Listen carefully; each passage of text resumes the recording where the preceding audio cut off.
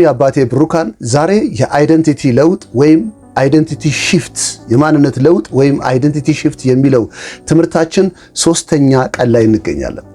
ዛሬ በጣም ድንቅ ሚስጥር እንሰማለን ብዬ አምናለሁ። አንደኛ አሮጌው ሰው ለምን ይመላለስብኛል? ዛሬ የብዙዎች ጥያቄ አሮጌው ሰው በመስቀል ላይ ተወግዷል እያልከን ነው። አሮጌው ሰው ከክርስቶስ ጋር ተሰቅሏል እያልከን ነው። ታዲያ ለምንድን ነው የአሮጌው ሰው ማንነት አሁን በኔ ህይወት ላይ የሚመላለስብኝ የሚል ትልቅ ጥያቄ ሰዎች ይጠይቃሉ። ለዚህም እስከዛሬ ባስተማርናቸው ትምህርት ላይ ሮሜ ምዕራፍ 6 ቁጥር 6 ላይ እንደዚህ የሚል ቃል አለ። ከእንግዲህ ወዲህ ለኃጢአት እንዳንገዛ የኃጢአት ሥጋ ይሻር ዘንድ አሮጌው ሰዋችን ከክርስቶስ ጋር እንደተሰቀለ እናውቃለን ይላል። አሁን ሐዋርያ ጳውሎስ አንድን ዕውቀት እዚህ ጋር ይዟል። ይሄ ዕውቀት ዝም ብሎ የስሜታዊ ዕውቀት ወይም የኢንፎርሜሽን ዕውቀት ሳይሆን በትክክል ከክርስቶስ ሞትና ትንሣኤ ጋር ህብረት ያደረገ ዕውቀት ነው። ዛሬ እሱ ዕውቀት ስታንድ ጋር መምጣት አለብን ብዬ አምናለሁ። ሪል ሶሉሽን በክርስትና ምልልሳችን ለመምጣት ከተፈለገ አሁን ጳውሎስ የሚነግረን ከእንግዲህ ወዲህ ለኃጢአት እንዳልገዛ የኃጢአት ሥጋ ይሻር ዘንድ አሮጌው ማንነቴ ከክርስቶስ ጋር እንደተሰቀለ አውቃለዋል። ስለዚህ የመጀመሪያው ከክርስቶስ ጋር ተሰቅሏል አሮጌው ማንነቴ የሚል ሪል ዕውቀትና መረዳት ውስጥ ገብቷል። ሌላው ደግሞ ማንም በክርስቶስ ቢሆን አዲስ ፍጥረት ነው፣ አሮጌው ነገር አልፏል። እነዚህ ሁለቱ ቃሎች አንዱ ተወግዷል፣ አንዱ ደግሞ አዲስ ፍጥረት ሆነናል። ይህን እውነት አሁን በመልእክቶቻችን እየሰማን ያለ ነው። ታዲያ ለምንድን ነው አሮጌው ሰው ዛሬ በእኔ ህይወት ላይ የሚመላለሰው እየመጣ የሚሄደው ለምንድን ነው የሚለው ጥያቄ በጣም በብዙ ሰዎች ውስጥ ተደጋግሞ ሲነሳ እሰማለሁ። ይህንን እውነተኛ መረዳት ለማምጣት አንድ የተሳሳተ አስተሳሰብ ተገንብቷል ብዬ አምናለሁ። ማንም በክርስቶስ ቢሆን አዲስ ፍጥረት ሆነናል ሲባል ልክ እንደ አንድ ማሽን ብረት ቀልጦ እንደሚሰራና ሌላ ማንነት እንደሚሆን እኛም ልክ እንደዚሁ የቀደመ ማንነት ምንም ያልተከተለንና የሌለን አዲስ ማንነት ሆነን እንደተሰራን ተደርጎ የሚታሰብ የተሳሳተ አስተሳሰብ አለ። ይሄ አስተሳሰብ እውነተኛውን ለውጥ ለማምጣት ከኛ የሚጠበቀውን ነገር ለማድረግ እንዳናደርግ የተሳሳተ አስተሳሰብ የተገነባል። ይህን አስተሳሰብ ማድረቅ ወይም ማስተካከል አለብን ብዬ አምናለሁ። አንድ ትልቅ ምስጢር ዛሬ ልንገራችሁ። አሮጌው ሰው የተወገደው በሕግ ፊት ነው። ይህ ትልቅ ምስጢር ነው። ዛሬ ለብዙዎቻችሁ አርነት የምትወጡበት ድንቅ ምስጢር ቢኖር አሮጌው ሰው የተወገደበትን ስፍራ፣ አሮጌው ሰው ከኛ ማንነት የተነሳበትን ሪል ስፍራ ስንረዳ ለአርነታችን ለለውጣችን ትልቅ ምክንያት ይሆናል። አሮጌው ሰው የተወገደው በሕግ ፊት ነው። ይሄን ምን ማለት መሰላችሁ? ሕጉ አንድ መብት አለው፣ አንድ ሌጋል ራይት አለው። የኃጢአት ደሞዝ ሞት ነው። ስለዚህ ኃጢአተኛን ሁሉ የመፍረድ ወደ ሞት የማምጣት መብት ሌጋል ራይት ተሰጥቶታል። አሁን ሰዎች ኃጢአተኛ እስከሆኑ ድረስ ሕጉ ሞት የመፍረድ ሌጋል ራይት ነበረው። ኢየሱስ ግን ያንን ኃጢአተኛ የሆነውን ሰውዬ የኃጢአት ሥጋ የሆነውን ሰውዬ ኃጢአት ከማድረግ ውጪ ሌላ ማድረግ የማይችለውን የኃጢአት ሥጋ ቅድም ሐዋርያ ጳውሎስ ከእንግዲህ ወዲህ ለኃጢአት እንዳንገዛ አሮጌው ሰዋችን ከክርስቶስ ጋር እንደተሰቀለ እናውቃለን ያለው ያ የተሰቀለው ማንነት መሞቱ ሲረጋገጥ ሕግ ቫልዩ ያጣል። ሕግ አቅም ያጣል። እንዴት መሰላችሁ? አንድ ሰው ከአንድ ባለጠጋ ሰው ጋር በጣም ብዙ ብር ይበደርና ኪሳራ ውስጥ ወድቆ መክፈል ያቅተዋል። መክፈል ያቅተዋል እና በጠዋት እየመጣ ይነዘንዘዋል። በየጊዜው እየመጣ ይነዘንዘዋል፣ ይከሰዋል። መጨረሻ ላይ ያ ሰውዬ የተበደረው ሰውዬ ሲሞት በሚገርማችሁ ሁኔታ ባይ ዲፎልት ሕጉ እሱ ላይ የመክሰስ አቅም ያጣል። ለምን? ተበዳሪው ሰውዬ የሚከሰሰው ሰውዬ ሞቷል። ልክ ሲሞት ያ ሕጉ ይከሰው የነበረ ሊፈርድበት የነበረ ሊያሳስርበት የነበረው አቅሙን በመሞቱ ምክንያት ያጠዋል። ልክ እንደዚሁ እኔና እናንተ ከክርስቶስ ጋር አሮጌው ሰው መሞቱን ስናረጋግጥ አሮጌው ሰው ላይ ይሰለጥኑ የነበሩ ኃጢአትና ሞት ባይ ዲፎልት በአዲሱ ማንነት ላይ መገለጥ አይችሉም። በአዲሱ ማንነት ላይ ስልጣን መያዝ አይችሉም። አሮጌው ማንነት ነው በሞትና በፍርሃት ሰንሰለት ውስጥ የነበረው፣ በኃጢአት ውስጥ የነበረው። በአየር ላይ ለሚሰራ መንፈስ አለቃ ፈቃድ ባሪያዎች ነበራችሁ ይላል። በፊት አሮጌው ሰው ለሞትና ለኃጢአት ባሪያ ነበር። በባርነት ተገዝቶ ይኖር ነበር። ከኃጢአት ከማድረግ ውጪ ከዛ በሞት ሰንሰለት ታስሮ ወደ ሞት ከመሄድ ውጪ ሌላ መብትና ሌላ ራይት አልነበረውም። ከዚህ የተነሳ አሁን ይሄ ፐርሰን የኃጢአት ዕዳ ያለበትና ባሪያ የሆነው ኃጢአት ከማድረግ ውጪ መኖር የማይችለው የነበረው ያንን ፐርሰንና ሞት የተፈረደበትን ያንን ፐርሰን ኢየሱስ ክርስቶስ በመስቀል ላይ አስወገደው። ሐዋርያ ጳውሎስ ገላትያን 2 ላይ እንደዚህ ይለናል፣ ከክርስቶስ ጋር ተሰቅያለሁ፣ አሁን እኔ ሕያው ሆኜ አልኖርም፣ ክርስቶስ በእኔ አሁን በአዲሱ ማንነቴ ሕያው ሆኖ ይኖራል። ስለዚህ በእኔ በአዲሱ ማንነቴ ሕያው ሆኖ የሚኖረው ማን ነው አለ? ክርስቶስ ነው።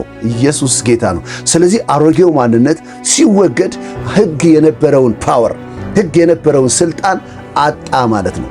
ታዲያ ሕግ የነበረውን ስልጣን በኃጢአት ምክንያት ሰው እኔን የመክሰስ አዲሱ ማንነቴን የመክሰስ ስልጣኑን እኔ ከክርስቶስ ጋር በመሞቴ ምክንያት ካጣ እኔ ላይ የሞት ፍርሃት ለማምጣት እኔ ከክርስቶስ ጋር በመሞቴ ምክንያት ካጣ አሁን ታዲያ በሕይወቴ ላይ የቀደመው ቁጣዬ፣ ንዴቴ፣ መዋሸት፣ መስረቅ፣ መዘሞት ታዲያ ለምንድን ነው በእኔ ሕይወት የሚገለጠው? ታዲያ ለምንድን ነው በአማኝ ሕይወት የሚገለጠው? ይሄን ማንነት ኢየሱስ ክርስቶስ ከሰራና በሕግ ምስጢር በሕግ ፓወር እኛ ላይ በሕጉ ምክንያት ኃጢአት ኃይል ነበረው፣ ሞት ኃይል ነበረው። አሁን ያ ኃይል የነበረው ያ ማንነታችን፣ አሮጌው ማንነታችን፣ የሚከሰሰው ማንነታችን፣ ሞት የተፈረደበት የሚቀጣው ማንነታችን ከተሰቀለ ታዲያ ለምንድን ነው አሁን በእኔ ሕይወት ላይ አሁንም የቀደመው ትዝታ የሚመላለሰው? አንደኛ ትዝታ መሆኑን መረዳት። ይሄ ትዝታ ስለሆነ ትዝታ መሆኑን መረዳት ማንነታችሁ አይደለም። ስለዚህ መፍራት አይደለም የሚያስፈልጋችሁ፣ መደንገጥ አይደለም የሚያስፈልጋችሁ፣ ወይንም ይሄ አይሆንብኝም ብላችሁ መታገል አይደለም የሚያስፈልጋችሁ። አንድ እውነት መረዳት አለባችሁ። ይሄ እየተገለጠ ያለው እንደ ጎስት ወይም እንደ መንፈስ እንጂ ሪል ማንነታችሁ አይደለም። ሪል ማንነታችሁ እናንተ አዲስ ፍጥረት ናችሁ። ሪል እናንተነታችሁ አዲስ ፍጥረት ናችሁ። አዲስ ፍጥረት የሚመላለስበት ሌላ የህይወት ስርዓት አለ። በህይወት መንፈስ ህግ ነው አዲሱ ፍጥረት የሚመላለሰው። ስለዚህ አሁን መፍራት፣ መደንገጥ፣ መጨነቅ ለማሸነፍ መታገል ሳይሆን ማንነታችሁን መረዳት፣ በማንነታችሁ ላይ ኮንሸስ መሆን፣ የባለፈው ትዝታ እየጎተተ አሮጌ ማንነታችሁ እንዲገለጥ የሚያደርገውን ነገር ማሸነፍ። አንድ ምሳሌ ልንገራችሁ፣ በጣም የሚገርም ምሳሌ። በሰርከስ ሕፃን እያለ አንድን ዝሆን ሕፃን እያለ ይይዙትና በሰርከስ ውስጥ ሰዎች እንዲጎበኙት ሊያደርጉት ያሰለጥኑታል። እና ትልቅ ሆኖ አይደለም ያሰለጥኑት፣ ሕፃን እያለ ዝሆኑን ይይዙትና ሕፃን እያለ በትልቅ ሰንሰለት አንገቱን ያስሩታል። በሰንሰለት አንገቱን ያስሩትና ከግንድ ጋር ያስሩታል። እና ያ ሕፃን የሆነው ዝሆን ሰንሰለቱን ለመበጠስ ይታገላል፣ ይሞክራል፣ ለማምለጥ ይፈልጋል፣ ለመሄድ ይፈልጋል፣ አይችልም። በታገለ ቁጥር አንገቱ ይከረከራል፣ ስጋው ያመዋል። ስለዚህ በጣም በተደጋጋሚ ይሞክርና ከዚህ ሰንሰለት ማምለጥ እንደማይችል ከታሰረ የትም መታገል እንደሌለበት ያምንና ማደግ ይጀምራል። በጣም በሚገርማችሁ ሁኔታ አንድ ቀን ያ ዝሆን ትልቅ ቤት የሚያክል ይሆናል። በዛ ሰዓት በሰንሰለት አይደለም፣ ሰንሰለቱን አስረህ ግንድ ላይ ብታስረው ግንዱን መንቀል ይችላል። ሕፃን እያለ ግን አንድ ትሬንድ ተለማምዷል። በሰንሰለት ከታሰርኩኝ መንቀሳቀስ አልችልም። ከዚህ የተነሳ ያ የድሮ ትዝታ፣ ያ የድሮ እስር ቤት፣ ያ የድሮ ልምምዱ አሁንም ግዙፍ ሆኖ ግንድ መንቀል የሚችል ማንነት ይዞ አሁንም ግዙፍ ሆኖ ባለበት እንኳን መውጣት አይችልም፣ መፈንቀል አይችልም፣ አሸንፎ መሄድ አይችልም። አሁንም ትልቅ ሆኖ በትንሽ ገመድ፣ በሰንሰለት እኮ አይደለም ያስሩት፣ በትንሽ ገመድ ያስሩትና የሚፈልጉት ቦታ ላይ ያቆሙታል። ያ ዝሆንም እዛ ቦታ ላይ ይቆማል፣ እዛ ቦታ ላይ ይመላለሳል። ይሄ ዝሆን እዛ ቦታ ላይ ታስሮ የቆመው በቀደመው ትዝታ እንጂ በአሁኑ ማንነቱ አይደለም። የአሁኑ ማንነቱ ስትሮንግ ነው። የአሁኑ ማንነቱ ጠንካራ ነው። ምንም ነገር ማድረግ ይችላል። ግንድ ፈንቅሎ መሄድ ይችላል። ቤትን ፈነቃቅሎ መሄድ ይችላል።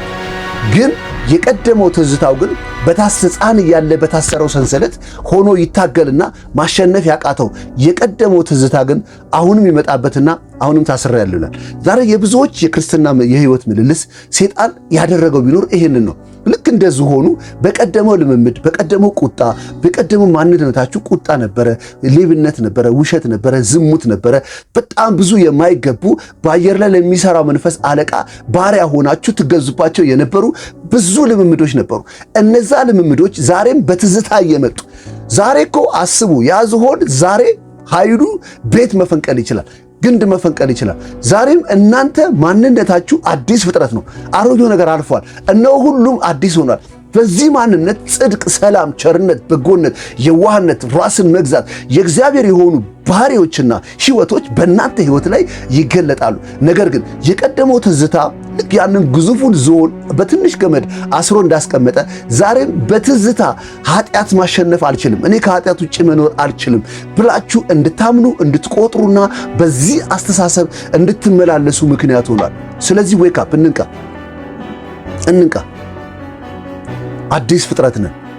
ከትዝታ እንውጣ። የቀደመው ማንነት ባሪያ እንዲያደርገን አንፍቀድ። እኔና እናንተ አዲስ ፍጥረት ነን። ስለዚህ አንድ ነገር አውጁ። አሁን እኔ አዲስ ፍጥረት ነኝ። አሁን ስሜቴ ማንነቴን እንዲነግረኝ አልፈቅድም። ድርጊቴ ማንነቴን እንዲነግረኝ አልፈቅድም።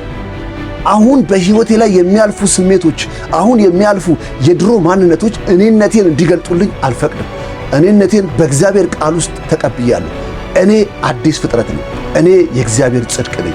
እኔ በክርስቶስ ኢየሱስ አዲስ ሕይወት የተገናኘው በክርስቶስ መልክ የምመላለስ ነኝ ብላችሁ ራሳችሁን ወስኑ፣ ራሳችሁን ጥሩ፣ ራሳችሁን ቁጠሩ። በዚህ መልክ ሜዲቴት አድርጉ፣ በዚህ መልክ ጸልዩ፣ በዚህ መልክ የእግዚአብሔርን ቃል አውጡና አውርዱ። ራሳችሁን በልምምዳችሁና በስሜታችሁ ሳይሆን በእውነት ራሳችሁን ቁጠሩ። በጣም ወዳችኋለሁ። ሻሎም